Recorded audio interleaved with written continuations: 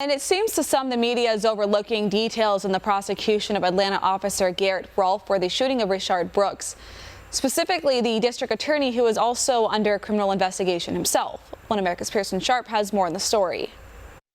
The mainstream media is whipping up a frenzy of controversy over the death of Rayshard Brooks in Atlanta, Georgia, but they're conveniently leaving out some relevant details in the case. For starters, many are accusing the Fulton County District Attorney, Paul Howard, of severely overcharging Officer Garrett Rolfe in Brooks' death on June 12th. Howard, who is facing a runoff election in August, is way down in the polls, and critics argue this latest is just a political stunt, a last-ditch Hail Mary effort to win votes and stay in the race. But Howard has other problems as well. He's also facing a criminal investigation for corruption in Georgia for allegedly stealing $140,000 taxpayer dollars to supplement his salary via his nonprofit organization.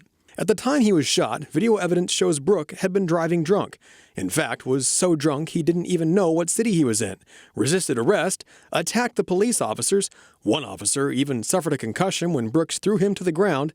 He then stole their taser and fired it at Officer Rolfe. Lawmakers are condemning the charges as well, with Georgia Representative Doug Collins arguing that charging Rolfe with murder before the completion of an official investigation is a political decision, not a legal one.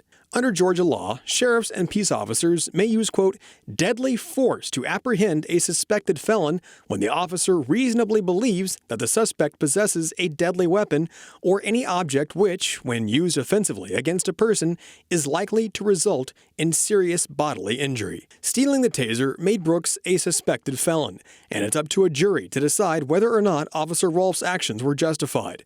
A standard-issue police taser produces about 50,000 volts, and according to experts, that's enough to not only stop an elephant, but even kill a human being. According to Ted Williams, a former Washington, D.C. police detective, a taser is absolutely a deadly weapon, and he is currently involved in 2 cases where people were killed after being hit with a police taser. Not only that, but just 2 short weeks ago, District Attorney Paul Howard himself charged police officers with aggravated assault on protesters for using a taser, which he said is, quote, considered a deadly weapon under Georgia law. As many of you all know, under Georgia law, a taser is considered as a deadly weapon. For now, Officer Rolfe faces 11 charges, including felony murder, which could result in the death penalty in Georgia. As a result of all this controversy, police morale is at its lowest ever in Atlanta, and there are repeated rumors that a number of officers in Atlanta are walking off the job. According to Jason Segura, the president of the Atlanta chapter of the International Brotherhood of Police Officers,